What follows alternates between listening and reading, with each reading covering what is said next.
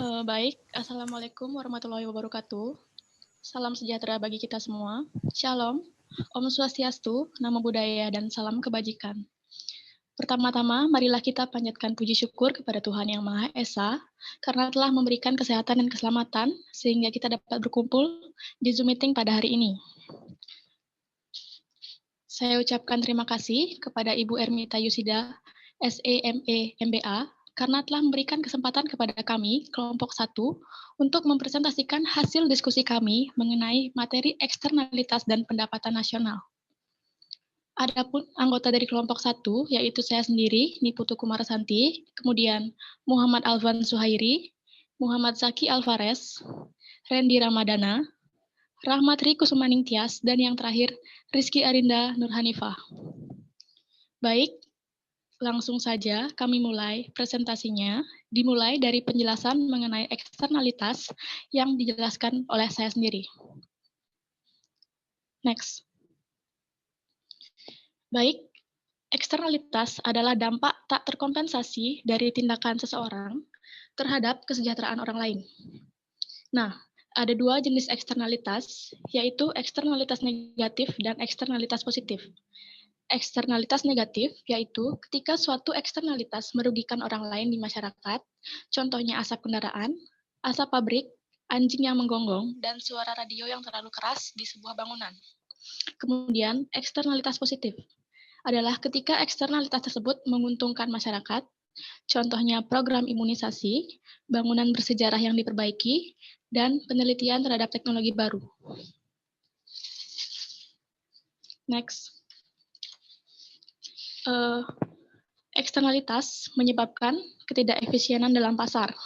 Eksternalitas negatif menyebabkan jumlah optimum secara sosial lebih kecil daripada jumlah keseimbangan. Sedangkan eksternalitas positif menyebabkan jumlah optimum secara sosial di masyarakat lebih besar daripada keseimbangan. Berikut merupakan kurva pasar aluminium ketika tidak ada eksternalitas yang menyebabkan ketidakefisienan pasar. Pada gambar kurva berikut, kurva permintaan mencerminkan nilai bagi pembeli, sedangkan kurva penawaran mencerminkan biaya penjual. Nah, jumlah keseimbangan Ki pasar memaksimalkan jumlah nilai bagi pembeli dikurangi dengan jumlah biaya penjual. Nah, oleh karena itu, tanpa adanya eksternalitas, keseimbangan pasar menjadi efisien.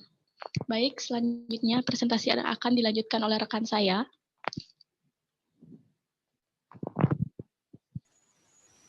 Baik, eksternalitas negatif. Di sini, perpotongan antara kurva permintaan dan kurva biaya sosial menentukan tingkat keluaran yang optimal. Tingkat output optimal secara sosial kurang dari kuantitas ekuilibrium pasar. Di sini kita akan mengamati pabrik-pabrik aluminium yang menghasilkan polusi. Untuk setiap unit aluminium yang diproduksi, asap dalam jumlah tertentu memasuki atmosfer. Karena menimbulkan resiko kesehatan bagi orang yang menghirup udara, asap ini merupakan eksternalitas negatif. Akibat eksternalitas ini, biaya produksi aluminium bagi masyarakat lebih besar daripada biaya produsen aluminium. Untuk setiap unit aluminium yang diproduksi, biaya sosialnya meliputi biaya pribadi produsen aluminium, ditambah dengan biaya orang lain yang menerima pengaruh negatif polusi itu. Gambar ini memperlihatkan biaya sosial produksi aluminium. Kurva biaya sosial berada di atas kurva penawaran karena memperhitungkan biaya eksternal yang dibebankan kepada masyarakat oleh produsen aluminium. Selisih antara kedua kurva ini mencerminkan biaya polusi yang dihasilkan. Berapa jumlah aluminium yang harus diproduksi? Untuk menjawab pertanyaan ini, sekali kita mempertimbangkan apa yang akan dilakukan oleh perencana sosial yang bijak. Perencana ini ingin memaksimalkan jumlah surplus yang diperoleh dari pasar nilai aluminium bagi konsumen dikurangi dengan biaya produksi aluminium. Namun, ia memahami bahwa biaya produksi aluminium mencakup biaya eksternal polusi.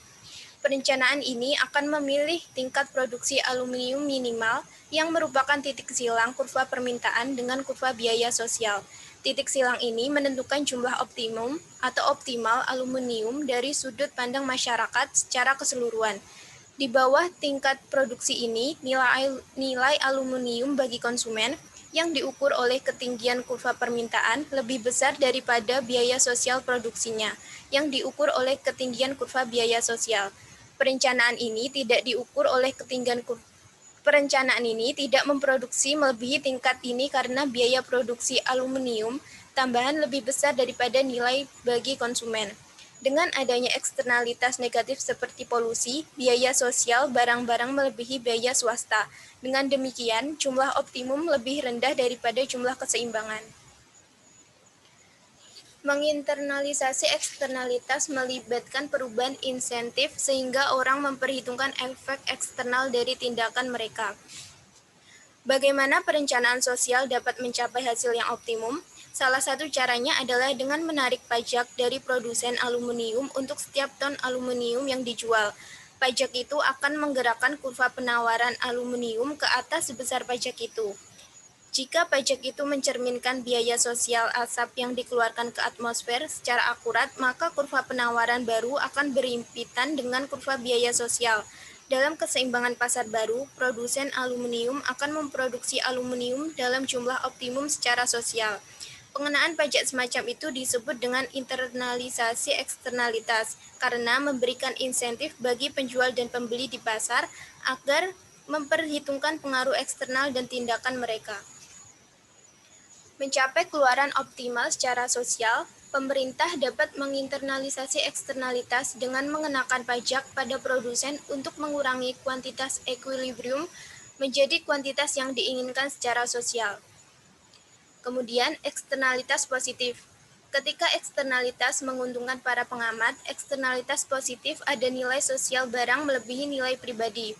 Limpahan teknologi adalah jenis eksternalitas positif yang ada ketika inovasi atau desain perusahaan tidak hanya menguntungkan perusahaan, tetapi juga memasuki kumpulan pengetahuan teknologi masyarakat dan bermanfaat bagi masyarakat secara keseluruhan.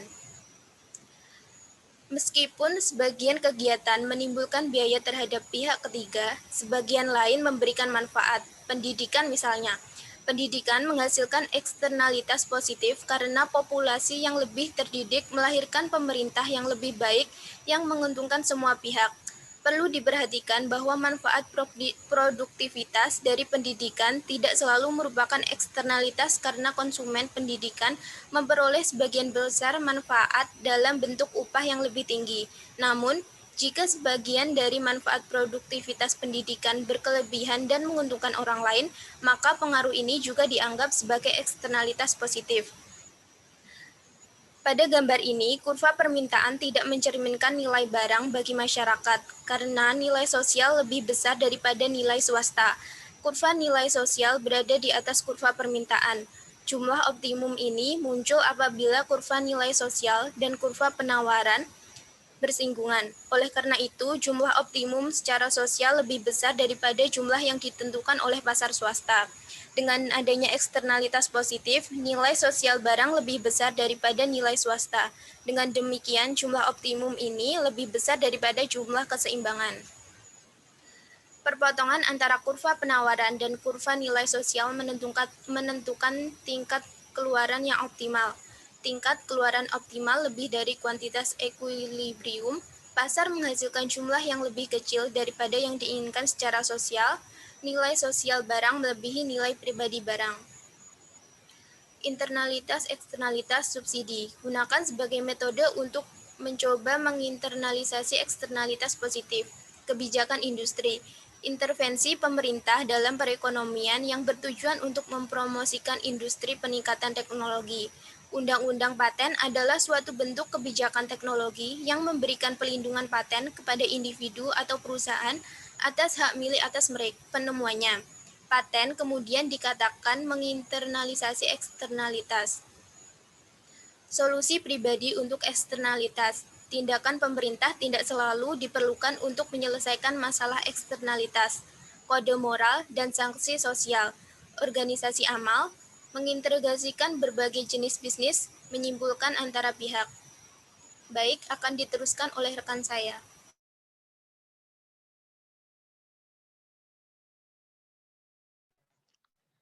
Ya, terima kasih. Kali ini kita akan membahas teorema kelas, di mana teorema kelas itu adalah suatu pendapat bahwa jika pihak-pihak swasta itu dapat melakukan tawar-menawar mengenai alokasi sumber daya tanpa harus mengeluarkan biaya.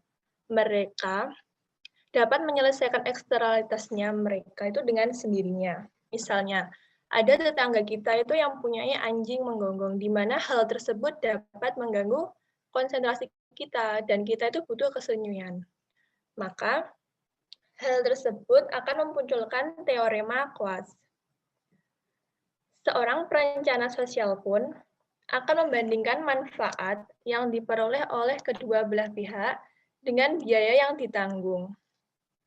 Jika itu manfaatnya itu lebih besar oleh pihak si pemilik anjing, maka otomatis pemilik anjing itu tidak akan melepaskan anjing tersebut. Tapi jika manfaatnya itu lebih kecil daripada biaya yang didapatkan, otomatis kita juga akan memperoleh keuntungannya. Dari yang paparan yang telah saya sebutkan, maka itu timbul pengeluaran untuk memperoleh manfaat atau biasa disebut transaction cost. Di mana transaction cost itu artinya biaya yang ditimbulkan berbagai pihak dalam proses menyepakati dan melaksanakan suatu perundingan. Next.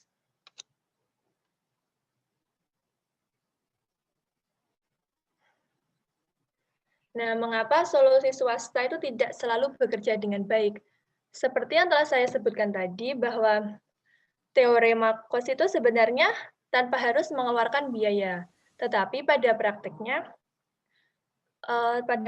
kadang muncul biaya-biaya untuk memperoleh efisiensitas setiap pemiliknya. Maka terkadang pihak yang berkepentingan itu gagal memecahkan persoalan eksternalitas akibat adanya biaya transaksi. Itu contohnya diperlukannya juru bicara untuk mencapai kesepakatan. Seperti tadi misalnya jika pemilik anjing dengan kita itu berbeda bahasa, tentu kita membutuhkan seorang juru bicara untuk menyampaikan maksud kita. Persoalannya sekarang itu adalah masing-masing dari pihak itu masih berupaya menahan diri untuk penawaran yang lebih baik. Apakah perundingan swasta itu tidak berhasil? Jika tidak berhasil, maka pemerintahlah yang akan berperan. Next.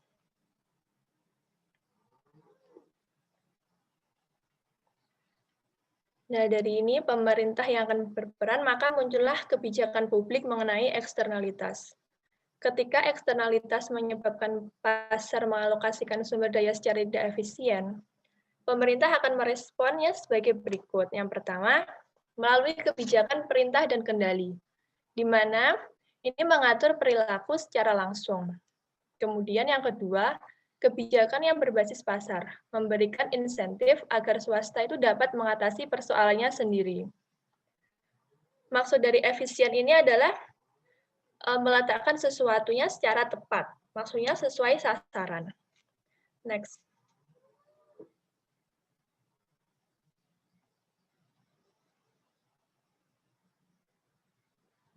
Yang pertama, kebijakan perintah dan kendali. Pemerintah mengatasi eksternalitasnya itu dengan melarang atau mewajibkan perilaku tertentu. Misalnya melarang pembuangan gas berbahaya itu ke lingkungannya. Tapi tidak menutup kemungkinan bahwa tidak semuanya itu dilarang. Seperti yang tidak bisa dilarang itu transportasi. Karena itu memperhitungkan biaya dan juga manfaat yang diperoleh. Dari permasalahan tadi, kemudian dibentuklah EPA, Environmental Protection Agency, di mana ini adalah lembaga pemerintah yang bertugas untuk membuat dan menegakkan peraturan perlindungan lingkungan. EPA di sini ada dua fungsi, menetapkan tingkat polusi maksimal yang boleh dihasilkan pabrik, dan juga mewajibkan perusahaan untuk menerapkan teknologi untuk mengurangi emisi. Next.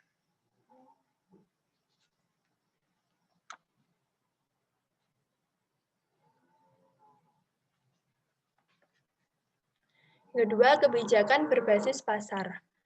Pemerintah dapat menginternalisasikan eksternalitas dengan menarik pajak atas kegiatan yang memiliki eksternalitas negatif.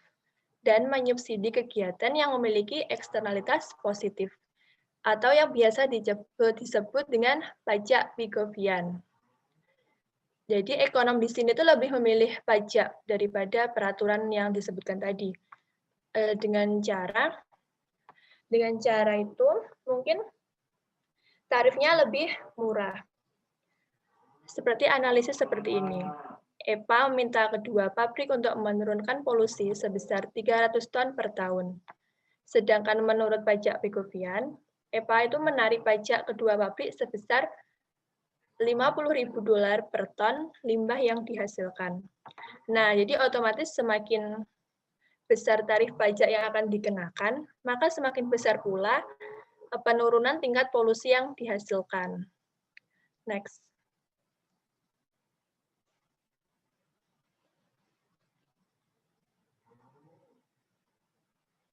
Ini pajak Pigovian menetapkan harga atas polusi yang dihasilkan.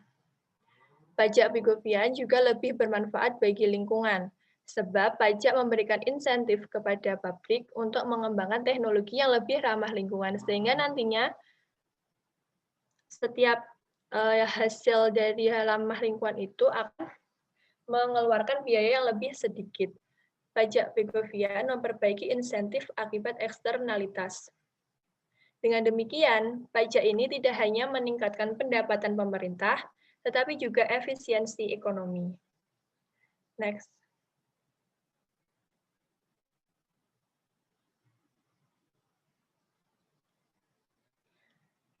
Izin polusi yang dapat diperdagangkan. Izin polusi yang dapat diperdagangkan ini memungkinkan pengalian sukarela terhadap izin satu perusahaan ke perusahaan lainnya. Perusahaan yang menurunkan polusi dengan biaya yang lebih rendah, hal ini akan lebih mudah untuk menjualnya. Dan perusahaan diperdagangkan. Perusahaan akan menurunkan polusi dengan biaya rendah, akan mudah untuk menjual seluruh izin yang didapat, dan perusahaan dengan biaya tinggi akan membeli seluruh izin dengan yang diperlukan. Next.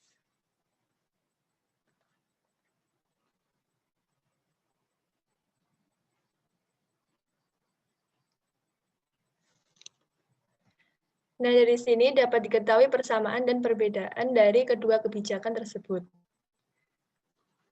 Meskipun keduanya tampak berbeda, tetapi memiliki sejumlah kesamaan. Memperlihatkan bahwa hak atas polusi sama-sama dipengaruhi oleh harga. Jika pajak Pigovian itu harus membeli di akhir, kemudian dilanjutkan dengan membahas yang baru. Materi selanjutnya akan disampaikan oleh rekan saya.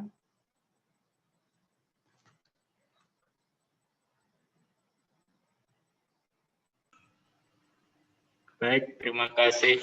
Sekarang kita akan membahas mengukur pendapatan suatu negara. Next.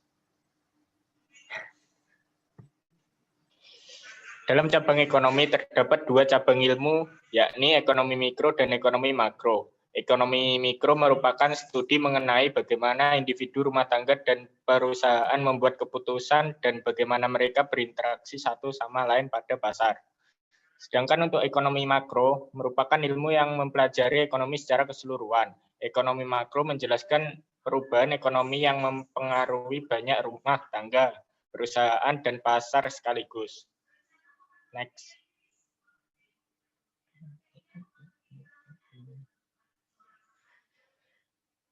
Dalam studi ekonomi, ekonomi makro menjawab beberapa pertanyaan seperti mengapa pendapatan rata-rata di suatu negara tinggi sedangkan rendah di negara lain, mengapa harga naik dengan cepat pada suatu periode waktu sementara di periode lainnya lebih stabil, mengapa periode dan perusahaan berkembang pada beberapa tahun dan menyusut di tahun-tahun lainnya. Next.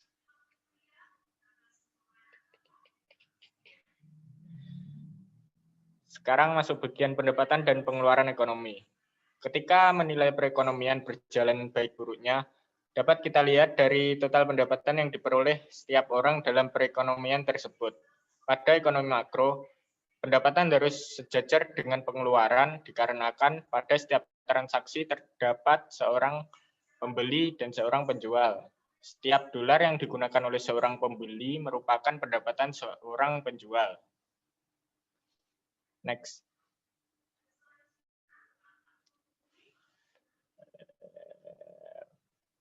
Pengukuran produk domestik bruto. Pada bagian ini terdapat 3 poin utama. Pertama, produk domestik bruto atau GDP atau dalam bahasa Inggrisnya disebut Gross Domestic Product atau GDP adalah pengukuran dari pendapatan dan pengeluaran pada sebuah ekonomi. Kedua, ini adalah total nilai pasar dari keseluruhan barang dan jasa yang diproduksi di suatu negara dalam periode waktu tertentu. Dan yang ketiga, persamaan pendapatan dan pengeluaran dapat diilustrasikan dengan diagram arus melingkar atau dalam bahasa Inggrisnya circular flow diagram berikut. Next. Dalam diagram ini terdapat hubungan antara pasar untuk produk dan jasa, pasar untuk faktor produksi, rumah tangga, dan perusahaan. Untuk panah oranye menunjukkan aliran pendapatan dan pengeluaran, sedangkan panah hijau menunjukkan aliran dolar. Oke, next.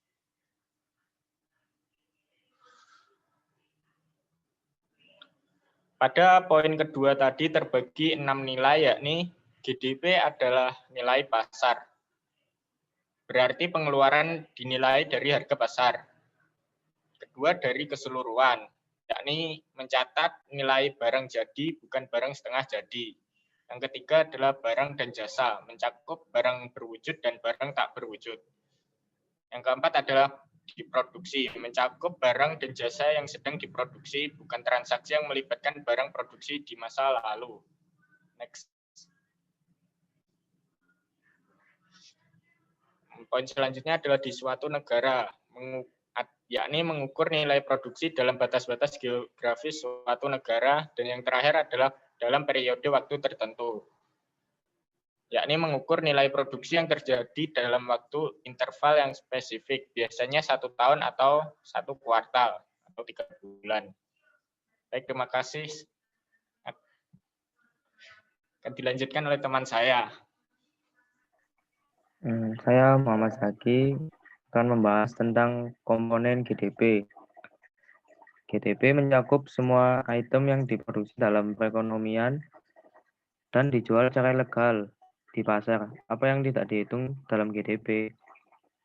Yaitu GDP tidak termasuk sebagian besar barang yang diproduksi dan dikonsumsi di rumah dan tidak pernah memasuki pasar. GDP tidak termasuk barang-barang yang diproduksi dan dijual ilegal, seperti obat-obat terlarang.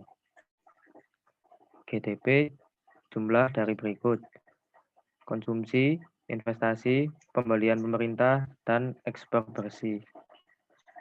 Lanjut, komponen GDP, yaitu meliputi konsumsi, yaitu pengeluaran rumah tangga untuk barang dan jasa, kecuali untuk pembelian rumah baru. Yang kedua, investasi, pengeluaran untuk peralatan modal, inventaris, dan bangunan, termasuk perumahan baru. Yang ketiga, pembelian pemerintah, pengeluaran untuk barang dan jasa oleh pemerintah lokal, negara bagian, dan federal. Yang keempat, ekspor bersih, ekspor dikurangi impor. Next.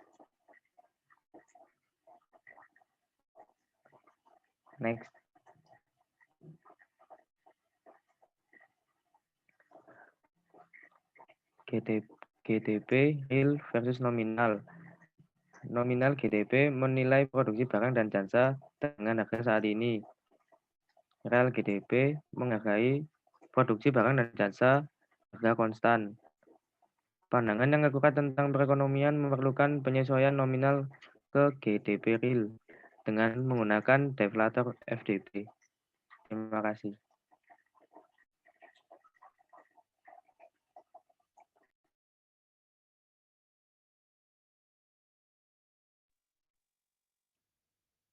GDP deflator atau yang dalam bahasa Indonesia disebut dengan deflator PDB, singkatan dari produk domestik bruto, adalah rasio antara PDB real dengan PDB nominal dikalikan 100.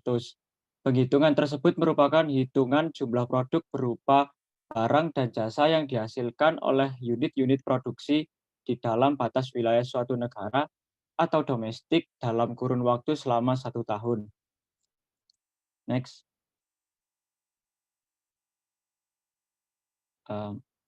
Deflator PDB menunjukkan besarnya perubahan harga dari semua barang baru, barang produksi lokal, barang jadi, dan jasa. PDB adalah pengukuran terbaik untuk meninjau kesejahteraan ekonomi suatu masyarakat. PDB perorangan menunjukkan pendapatan dan pengeluaran rata-rata tiap orang dalam perekonomian, di mana PDB perorangan yang lebih tinggi menunjukkan standar kehidupan yang lebih tinggi pula. PDB sebenarnya bukanlah tolak ukur yang sempurna untuk sebuah kebahagiaan atau kualitas hidup seseorang, karena beberapa hal yang berkontribusi pada kesejahteraan tidak termasuk ke dalam PDB. Sekian, saya kembalikan kepada moderator.